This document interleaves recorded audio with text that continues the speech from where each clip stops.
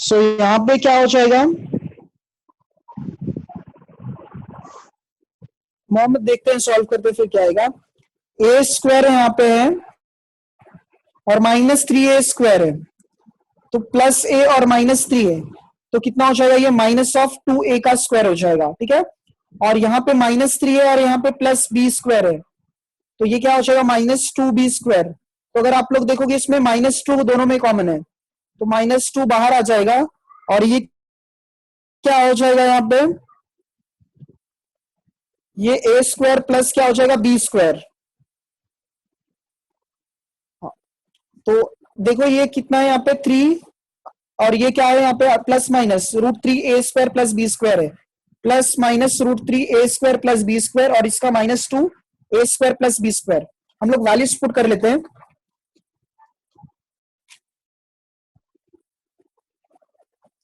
तो यहाँ पे जो a का पार्ट था, b का 2h का पार्ट था और b का पार्ट था, वो हमने पहले कैपिटल से लिख के और सब पहले सिंपल यहाँ पे सब टर्म्स को हम लोग सेपरेट कैलकुलेट किए, अब फॉर्मूले में सब्स्टिट्यूट कर रहे हैं। सो यहाँ पे tan थीटा इक्वल्स टू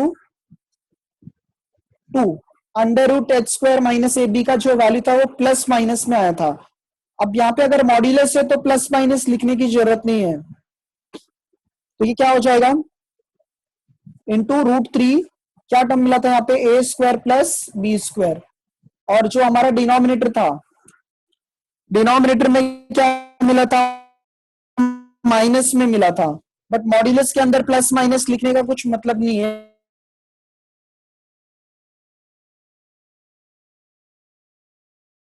सो यहाँ पे प्लस में लिखोगे a² प्लस b² भी कैंसिल हो जाएगा, बराबर 60 आएगा, मोहम्मद और सोहेल 60 आएगा, करेक्ट है, ये √3 हो जाएगा। तो therefore tan theta equals to, और जितने भी एंगल्स बनेंगे ना वो लेस देन 90 होंगे क्योंकि ये एक्यूट एंगल बनता है। अच्छा वॉइस ब्रेक हो रहा है, सॉरी। tan ये कितना होगा 60 डिग्री हो जाएगा, 60 मतलब क्या π/3, तो इसका मतलब थीटा का वैल्यू जो है वो π/3 आ जाएगा, ठीक है। एक बार मैं रिपीट करता हूं, ए के लिए यहाँ पे और फिर ये एच के लिए था और ये बी के लिए था, थीटा यहाँ पे एक्यूट एंगल है, हमने ये फॉर्मूला यूज कर लिया, h² भी पहले कैलकुलेट किया, फिर a प्लस बी कैलकुलेट किया, और फिर इसको फॉर्मूले में सब्स्टिट्यूट कर देना है। कुछ डाउट नहीं है ना आप लोगों को इसमें?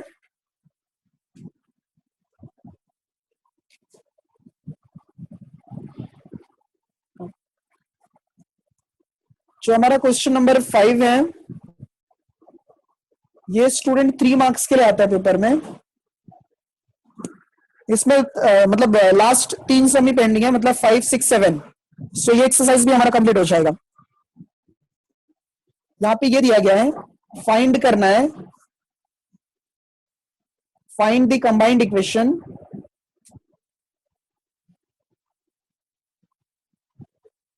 फाइंड क्या करना है combined equation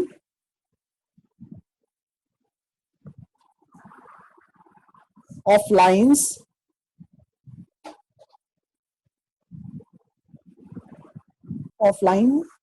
passing through the origin. हमें जॉइंट इक्वेशन निकालना है स्टूडेंट, जो लाइन कहां से पास हो रहा है, ओरिजिन से पास हो रहा है, कहां से पास हो रहा है, ओरिजिन से पास हो रहा है, और क्या दिया गया है, each of which making an angle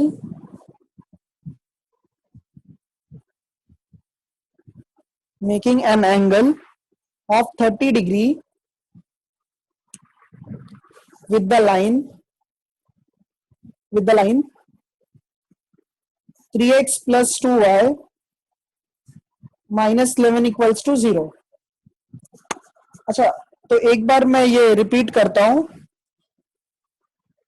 क्या दिया गया है ना यहाँ पे स्टूडेंट, एक लाइन दिया है 3x plus 2y minus 11 equals to 0, और दो लाइन जो है ना वो ओरिजिन से पास हो रहा है। पहले इसका डायग्राम अच्छे से बता देता हूं कैसे क्या होगा। तो कोऑर्डिनेट एक्सिस में हम पहले ये देखते हैं कि ये लाइन कहां से पास हो रहा है। मतलब अगर इसका ग्राफ, इसका जो लाइन ड्रॉ करेंगे वो कहाँ से पास होगा, वो वैसे तो ये पॉइंट्स वगैरह कैलकुलेट करना नहीं होता है, बट फिर भी ये कैसे होगा। अब पहले हम लोग ये लाइन का इक्वेशन निकाल, मतलब ये लाइन कहाँ से ड्रॉ होगा वो निकालते हैं। फिर क्या करना है, जॉइंट इक्वेशन निकालना है, कंबाइंड इक्वेशन या फिर जॉइंट इक्वेशन। अच्छा, लाइन कहां से पास हो रहा है, पासिंग थ्रू दी ओरिजिन, और कितना एंगल बना रहा है, 30 डिग्री बना रहा है। तो क्या क्या बात याद रखना है, पहले ये देखो कि ये जो लाइन है वो कहां से पास हो रहा है, ये लाइन जो है वो कहां से पास हो रहा है, और दो लाइन जो है, क्योंकि कंबाइंड इक्वेशन बोला है मतलब दो लाइन आएगा, दो लाइन कहां से पास हो रहा है, ओरिजिन से पास हो रहा है, और ये लाइन से कितना एंगल बना रहा है, 30 डिग्री बना रहा है। ठीक है, तो हम लोग ये कंसीडर करते हैं।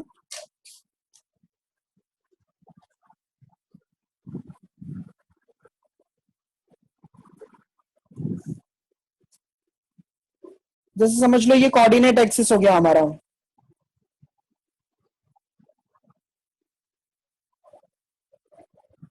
कोऑर्डिनेट एक्सिस एक्स और वाई हो गया। ठीक है, हमने ऐसे ही कंसीडर कर लिया, अज्यूम कर लिया कि ये जो लाइन है ना वो कुछ ऐसे पास हो रहा है, सॉरी, ये जो 3x + 2y - 11 = 0 है, वो लाइन कुछ ऐसे ही पास हो रहा है, फर्स्ट क्वाड्रेंट में है और यहाँ पे ऐसे है वो, या फिर आप इसको पॉइंट्स भी प्लॉट कर सकते हो। ये हमने समझ लो अज्यूम कर लिया है कि ये ऐसे पास हो रहा है। ठीक है, अब पेयर ऑफ लाइंस है, कहां से पास हो रहा है, ओरिजिन से। सो ओरिजिन से अगर पास हो रहा है, समझ लो एक ये लाइन हो गया और ये एक लाइन हो गया, ओरिजिन से पास हो रहा है ना, ये दोनों लाइन ओरिजिन से पास हो रहे हैं। और ये लाइन के, अच्छा ये लाइन कौन सा था इक्वेशन, 3x + 2y - 11 = 0, ये लाइन का इक्वेशन था। और ये पेयर ऑफ लाइंस ओरिजिन से पास हो रहे थे, और ये लाइन के साथ में कितना एंगल फॉर्म कर रहे थे, 30 डिग्री। तो यहाँ पे ये 30 डिग्री हो जाएगा और ये भी कितना होगा, 30 डिग्री हो जाएगा। रिपीट करता मैं, ये हमने कंसीडर कर लिया ये एक लाइन है। ठीक है, और पेयर ऑफ लाइंस जो है इससे पास हो रहा है और इसके साथ में 30 डिग्री का एंगल फॉर्म कर रहे थे। ठीक है, 30 डिग्री का एंगल फॉर्म कर रहे थे।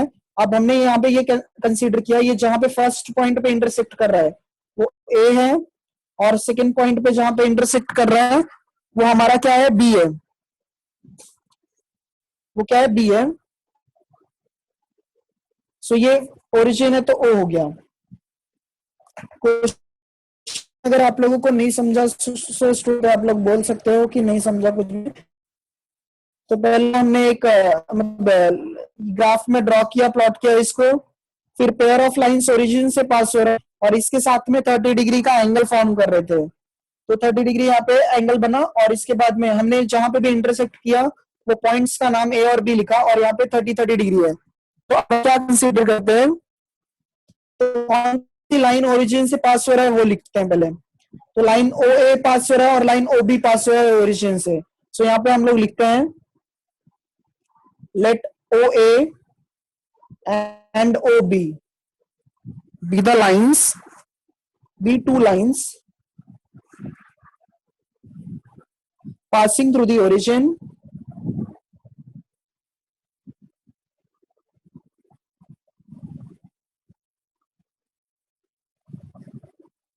ठीक है, तो ओ ए और ओ बी दो लाइन है, कहां से पास हो रहा है, ओरिजिन से पास हो रहा है, क्योंकि हमें क्वेश्चन में दिया है कि पासिंग थ्रू दी ओरिजिन बोला है।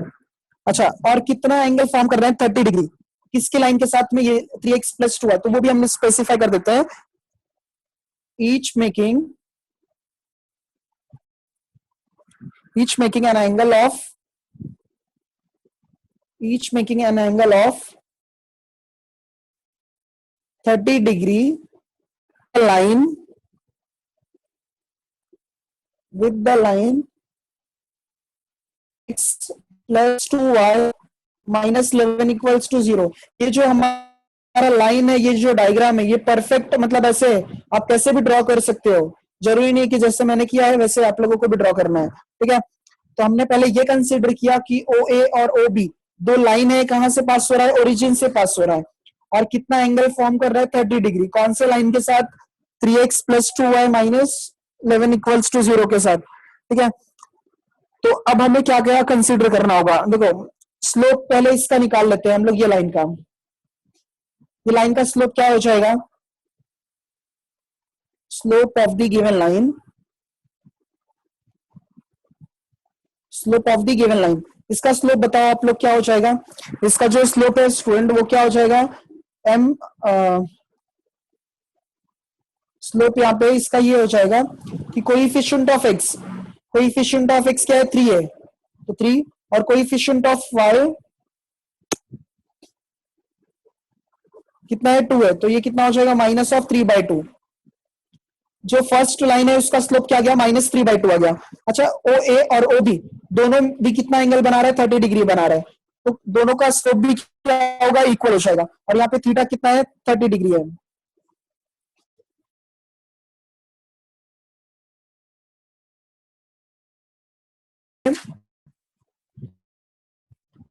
किसका जॉइंट इक्वेशन निकालना है, मतलब इक्वेशन निकालना है, ओ ए और ओ बी का जॉइंट इक्वेशन निकालना है। तो आप लोग क्या करोगे ना, अभी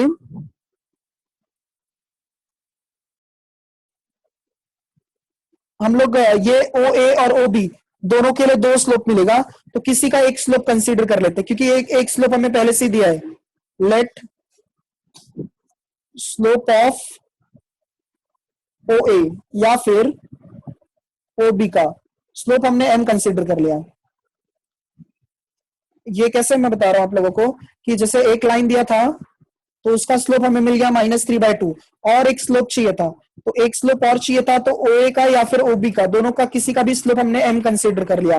अच्छा इसको m मतलब m1 हो गया, और ये मतलब हमारा m2 हो गया, ठीक है, और ये हमारा थीटा हो गया। तो देखोगे अगर आप लोग m1 और m2 और थीटा ये तीनों भी एक्यूट एंगल के फॉर्मूले में आते हैं। एक्यूट एंगल मतलब कौन सा, जो हमने लास्ट ईयर पढ़ा था, tan theta equals to m1 minus m2 upon क्या था, 1 प्लस m1 इंटू m2। ये फॉर्मूला, मैंने ये फॉर्मूला क्यों यूज किया स्टूडेंट यहाँ पे, क्योंकि हमें एक लाइन दिया था तो उसका एक स्लोप मिल गया, और फिर इन दोनों का एक कॉमन स्लोप हमने m कंसीडर कर लिया, क्योंकि दोनों का एंगल जो है इक्वल बन रहा है लाइन से, तो इसका स्लोप हमने m कंसीडर कर लिया, और थीटा भी दिया है, तो m1 भी दिया है, m2 भी दिया है, और इसके बाद में इसको हमने m2 कंसीडर किया है, और इसको क्या कंसीडर किया है, m1 कंसीडर किया है। तो m1 और m2 और थीटा ये तीनों भी ये फॉर्मूले में आते हैं, तो वैल्यू सब्स्टिट्यूट करते हैं। सो यहाँ पे tan कितना हो जाएगा, ये 30 डिग्री, क्योंकि थीटा का वैल्यू जो है 30 डिग्री है। अच्छा m1 की जगह पे m हमने कंसीडर किया है, तो यहाँ पे m आ जाएगा माइनस, m2 की जगह पे -3/2 आ जाएगा, तो यहाँ पे -3/2, और a 1 plus m1 into m2, m1 की जगह पे m है और m2 की जगह पे -3/2 है, ठीक है।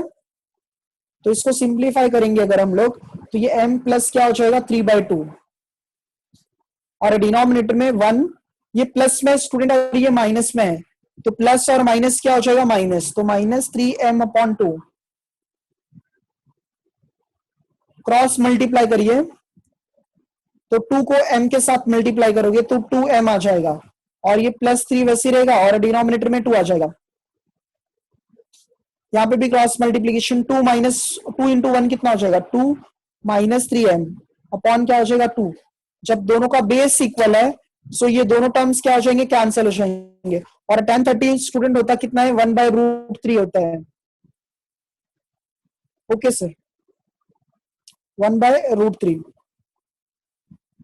सो यहाँ पे हमारा 1/√3 आ जाएगा, और ये जो मॉड्यूलस है यहाँ पे क्या मिला हमें, 2m + 3 अपॉन 2 - 3m मिल गया।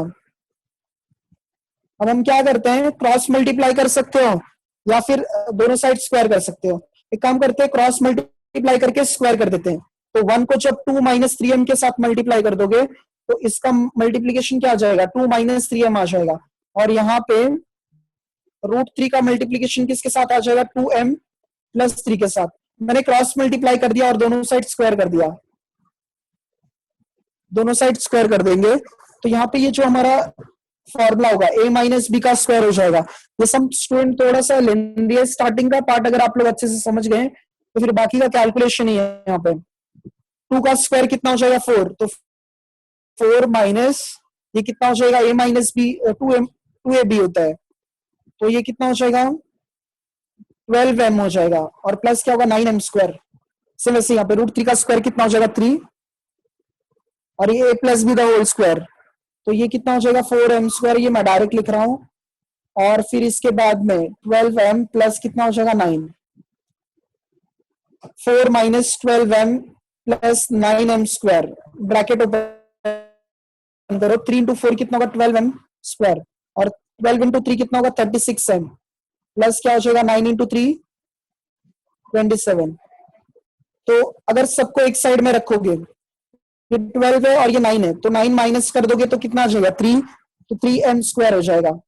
यहाँ पे 36 है और ये माइनस से वो साइड आ जाएगा तो प्लस, तो 36 में 12 को प्लस करोगे तो कितना आ जाएगा 48m, 27 है और यहाँ पे +4 है, +4 ये साइड आएगा तो -4 बन जाएगा, तो ये प्लस कितना हो जाएगा 23। एक बार स्टूडेंट मैं रिपीट करता हूं, कंबाइंड इक्वेशन निकालना था, जो लाइन है पेयर ऑफ लाइन कहां से पास हो रहा है ओरिजिन से, और कितना एंगल फॉर्म कर रहा था 30 डिग्री, और कौन से लाइन से, इस लाइन से 3x + 2y। तो हमने ये पहले एक लाइन कंसीडर किया, और इन ये पेयर ऑफ लाइंस जो है ओरिजिन से पास हो रही है, और कितना एंगल फॉर्म कर रहा है 30 डिग्री। तो हमने यहाँ पे पहले स्टेटमेंट में वो सब डिफाइन कर दिया, और एक लाइन का स्लोप निकाला, और दोनों का स्लोप कॉमन है क्योंकि 30 डिग्री बना रहा है, तो उसको हमने m कंसीडर किया, इसका नाम m1 और इसका m2, और यहाँ पे ये थीटा हो गया। तो सब तीनों टर्म्स किस में आते हैं, ये फॉर्मूले में, इसमें सब्स्टिट्यूट करके इसको हमने सिंप्लीफाई किया। अभी तक हमें x और y के टर्म्स में इक्वेशन नहीं मिला, तो अगर ये लाइन ओरिजिन से पास हो रहा है, इसका मतलब m का जो वैल्यू होगा वो किसके इक्वल होगा, y/x के इक्वल होगा। किसके इक्वल होगा, y/x के। तो हम लोग यहाँ पे सब्स्टिट्यूट करते हैं m इक्वल्स टू y/x, तो ये हमारा क्या हो जाएगा 3 y/x का स्क्वायर हो जाएगा, प्लस 48 y/x प्लस 23। और अगर आप लोग इसको सॉल्व करोगे तो क्या आ जाएगा, सिर्फ 1 मिनट और, हाँ, तो देखोगे तो ये क्या हो जाएगा 3 y² / x² हो जाएगा, प्लस 48 y/x हो जाएगा, और ये क्या होगा 23। अगर आप लोग देखोगे तो यहाँ पे x का स्क्वायर है, तो यहाँ पे भी हम लोग बेस सबका सेम करते हैं। 1 मिनट, तो ये क्या था 3y², और इस डिनोमिनेटर में x² था। नेक्स्ट पार्ट जो हमारा था वो था 48 और नीचे सिर्फ x था, तो हम लोग क्या करेंगे, यहाँ पे y था ना, तो यहाँ पे x² हो जाएगा और यहाँ पे x हो जाएगा, और लास्ट में 23 x², यहाँ पे भी x² इक्वल्स टू 0। तो सबका डिनोमिनेटर सेम है तो वो साइड जाएगा तो 0 हो जाएगा। तो पहले x² का टर्म 23 x², फिर xy का टर्म, और फिर लास्ट में y² का टर्म, ये हमारा क्या हो जाएगा, जॉइंट इक्वेशन हो जाएगा। सो होप सो आप लोगों को ये क्लियर होगा अच्छे से कि कैसे एक लाइन दिया गया था और एंगल दिया गया था। ये सब सम्स थोड़े से प्रैक्टिस करने पड़ेंगे आप लोगों को अच्छे से, तभी आएगा अच्छे से समझ में। सो हमें जॉइंट इक्वेशन निकालना था, लाइन कहां से पास हो रहा है, ओरिजिन से पास हो रहा है, और कितना एंगल फॉर्म कर रहा है 30 डिग्री, और ये लाइन से, ठीक है। तो इसका डायग्राम वगैरह मैंने यहाँ पे जो यहाँ पे बनाया वही मैंने यहाँ पे स्पेसिफाई किया था। 2 स्लोप थे और एक एंगल था, तो हमने ये फॉर्मूला यूज किया, बट ये स्लोप के टर्म्स में था, इसको हमने x और y के टर्म्स में कन्वर्ट किया। एक बार मैं रिपीट कर देता हूं कि हमने क्या क्या पढ़ा आज। थ्योरम जो 3 था यहाँ पे, इस पे डिपेंड था बाकी के सम्स वगैरह, और जब परपेंडिकुलर लाइन होगा तो उसका कंडीशन होगा a + b = 0, और पैरेलल के लिए h² = ab। कोइंसाइड जब करेंगे तब h² = ab आना चाहिए। तो ये सब सारे सम्स वगैरह आप लोग थोड़ा प्रैक्टिस करना। 2 सम्स और पेंडिंग है ये एक्सरसाइज के, मतलब 6 और 7, तो हमारा ये एक्सरसाइज भी कंप्लीट हो जाएगा, मतलब फर्स्ट और सेकंड। और मैंने आप लोगों को कल बताया था कि मैट्राइसिस जो है उसका टेस्ट वगैरह जो है आप लोगों को नेक्स्ट कमिंग सैटरडे या फिर संडे जो भी रहेगा वो टाइम पे होगा, और मैट्राइसिस भी आप लोग अच्छे से प्रिपेयर कर लीजिएगा। फिर ये चैप्टर कंप्लीट होने के बाद इसका भी टेस्ट वगैरह कमिंग वीक में रहेगा, मतलब स्ट्रेट लाइन का। तो आप लोगों का मैथ्स 1 के 3 चैप्टर्स अच्छे से हो जाएंगे, लॉजिक, मैट्रिसेस और ये स्ट्रेट लाइन। और मैथ्स 1 कैसे स्टूडेंट, ये कैसे मतलब थोड़ा इजी है, और ये इसमें ज्यादा कॉन्सेप्ट्स वगैरह नहीं है, तो मैं मैथ्स 1 ही स्टार्ट अभी किया हूँ फिलहाल के लिए। और मैथ्स 2 में कैसे काफी लेंदी वगैरह है, तो एक बार वो क्लास वगैरह स्टार्ट होने के बाद में हम लोग वो स्टार्ट करेंगे। फिलहाल मैथ्स 1 जितना हो सकता है वो उतना हम लोग कवर करेंगे, ठीक है। और जितने टॉपिक्स आप लोगों के कवर होंगे ये सब आप लोग डेली प्रैक्टिस करते जाइए, हाँ। और एक्सरसाइज के सम्स के साथ में मिसलिनियस और सॉल्व एग्जांपल वगैरह भी सॉल्व करिए।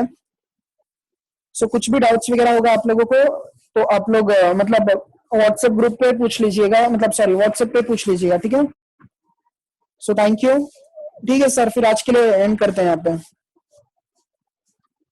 हाँ ठीक है, टेस्ट का रिजल्ट जो भी है वो मतलब कमिंग वीक में आप लोगों को बता दिया जाएगा, ठीक है। जी सर। ओके सर, ठीक है सर। हाँ।